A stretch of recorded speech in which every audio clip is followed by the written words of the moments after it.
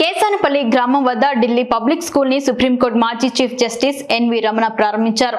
Supreme court మాజీ chief justice N V Ramana మాట్లాడారు.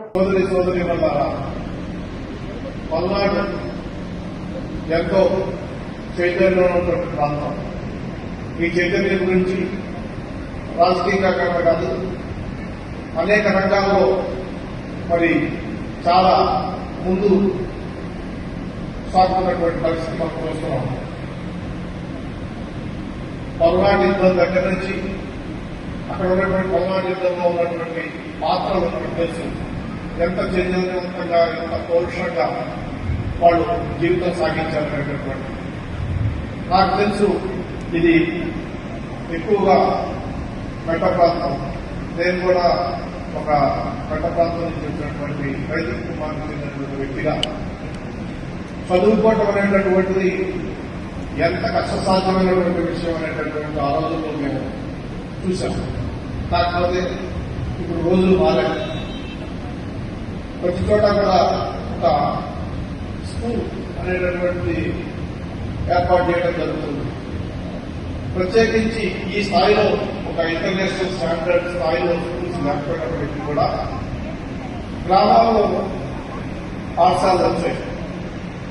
అది రైతులు వ్యవసాయం చేసి అనేక సంవత్సరాలుగా వ్యవసాయం చేసి నష్టపోయి ప్రత్యేకించి మెట్ట ప్రాంతం రైతులు మరి వాళ్ళ పిల్లల్ని మంచి స్కూల్లో చదివించుకుని వాళ్ళని పెద్దవాళ్ళు చేయాలనేటువంటి కోరిక చాలా మందికి కలగానే వెళ్ళిపోయింది. ఎందుకంటే ఇంటర్నేషనల్ స్టాండర్డ్ స్థాయి స్కూల్ రావాలంటే హైదరాబాద్, విజయవాడ లాంటి నగరాల్లో మాత్రం ఈ రకమైనటువంటి అవకాశాలు ఉంటాయి. కానీ ఇప్పుడు ఇక్కడ నర్సయ్య గారు, అదేవిధంగా డాక్టర్ ప్రకాష్ గారు, వీళ్ళందరూ కూడా వాళ్ళ కుటుంబ సభ్యులు ఒక మంచి నిర్ణయం తీసుకుని ఈ ప్రాంతంలో కూడా పిల్లలకి ఒక మంచి ఉన్నత స్థాయి విద్య ఏర్పాటు చేయాలా, ఉన్నటువంటి వాళ్ళకి ఉన్నత స్థాయి విద్యలో అవకాశం కల్పించాలనేటటువంటి గొప్ప సదుద్దేశంతో ఈ స్కూల్ ప్రారంభించడం అనేటటువంటిది ఈ ప్రాంతంలో ఉన్నటువంటి ప్రత్యేకించి రైతు పిల్లలందరికీ కూడా ఒక గొప్ప వరం లాంటిది. ఈ సందర్భంగా మీ అందరి తరఫున వారి కుటుంబాన్ని అభినందిస్తున్నాం. కాకపోతే స్కూల్ యాజమాన్యానికి చెప్పేది ఏంటంటే పిల్లలు ఇంగ్లీష్లో చదువుకోవచ్చు, మంచి విజ్ఞానాన్ని సంపాదించవచ్చు, అంతర్జాతీయంగా పైపోవచ్చు, చాలా సంతోషం. అదే సందర్భంగా వాళ్ళ యొక్క వేడు రూట్స్ అనేటటువంటివి మర్చిపోకూడదు.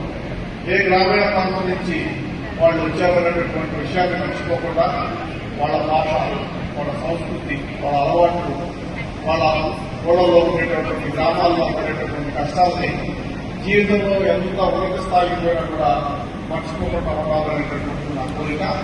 ఆ రకంగా వాళ్ళని మరి శిక్షణ ఆ విధంగా ఇవ్వాలి అనేటటువంటి నా అభిప్రాయం.